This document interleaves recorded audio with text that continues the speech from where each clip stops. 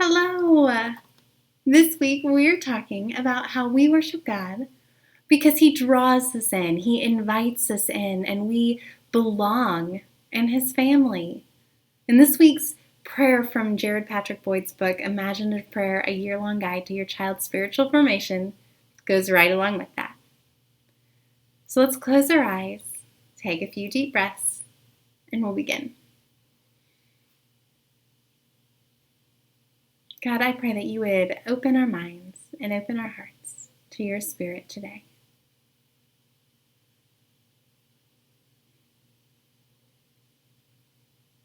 Now, imagine with me that you have been put in charge of throwing a great big party for a very special occasion. Imagine there's going to be a great feast and all of your friends are going to be invited. Imagine the best party you have ever been to. It's going to be like that, only 10 times better.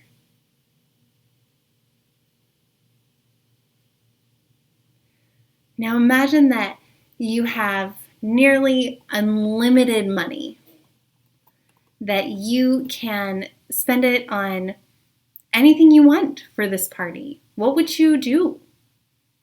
Would you play games? Would you watch movies? You can have anything you want here. What kind of foods would you serve? Would there be ice cream or pizza, cookies, cakes? Imagine a long table with some of your greatest food.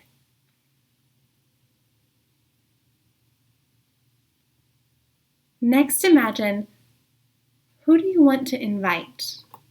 Who are your best friends? Who are the people that you would want to make sure come? Imagine preparing really nice invitations for them and having the invitations delivered to your friends' houses. Imagine what it would feel like to invite all of these people to the greatest party anyone has ever been to. Remember, you're in charge of the party. Someone's asked you to organize the party and make sure that lots and lots of people show up. And imagine now that a few days before the party, the host of the party, the person who's put you in charge of everything, asks you how the party planning's going. All of the preparations are going just fine. All the food's prepared, the table is set, the fireworks are ready. What about the guests? The host asks. Is there anyone who said they can come? No, you reply. Imagine trying to explain to your host that everyone's just busy. Imagine that you've spoken to each person who received an invitation, and they all said they won't be able to make it to your party.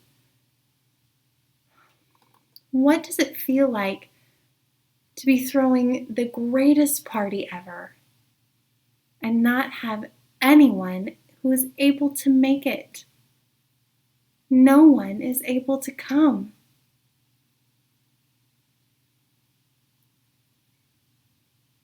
How does this make you feel? What do you think you should do?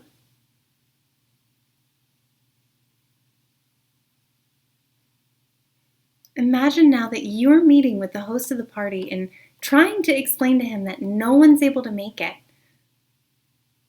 And the host asks, is there anyone else we could invite? Is there anyone who we may have left out?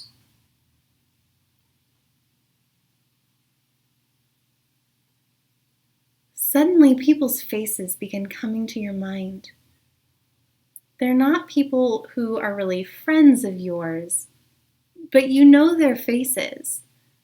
You've seen them at school or at the park or around the neighborhood while you're playing.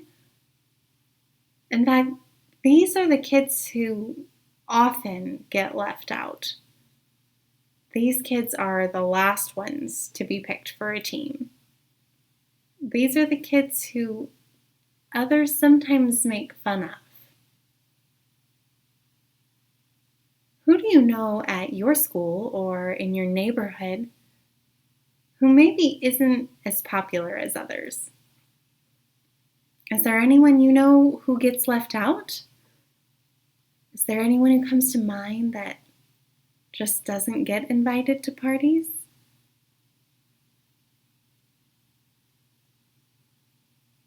Next, the host says to you, go out, find those people who haven't been invited. Go find all the people that we left out. So you go. Imagine making special invitations for these kids who haven't yet been invited. You go to school, or you go spend the day at the park, or you walk through the neighborhood looking for all these kids. Imagine what it would feel like to invite these kids to a party. Many have never ever even been to a party. It's the day before the party now, and you've just spent the entire day working hard to deliver all the invitations. Everyone you invited now said they can come. Some of them got so excited for being invited that they gave you a giant hug. What does it feel like to be able to invite people who usually get left out? What is it like to see these kids feel good about being included?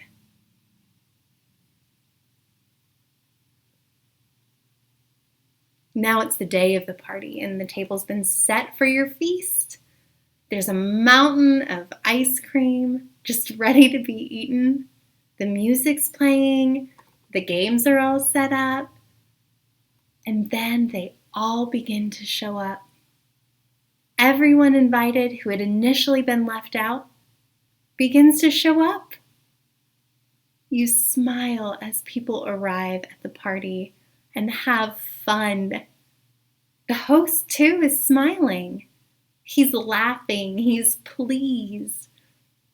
For all of these kids who you hadn't even considered inviting, this is the best party they have ever been to.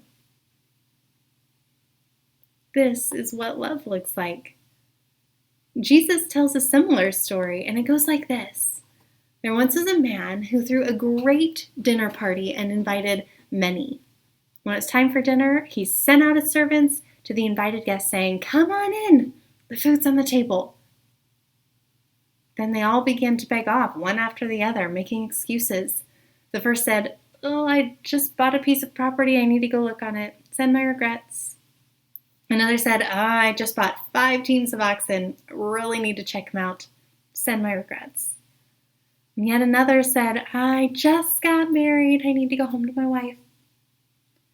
The servant went back and told the master what happened, and he was outraged and told the servants, "Quickly, go out into the city and alleys, collect all who look like they need a good meal, and all the misfits and the homeless and the wretched, everyone you can lay your hands on, bring them in here."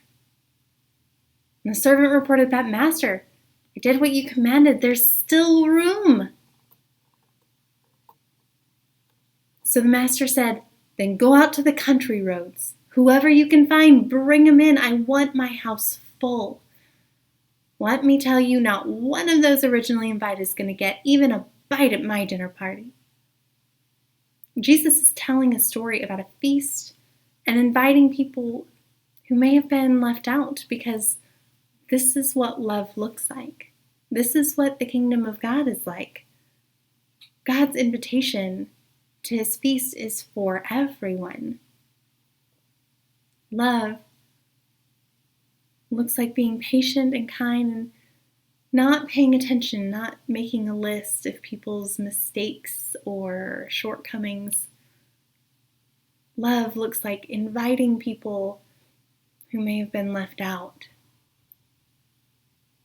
You are loved, my friends. Have a fantastic week.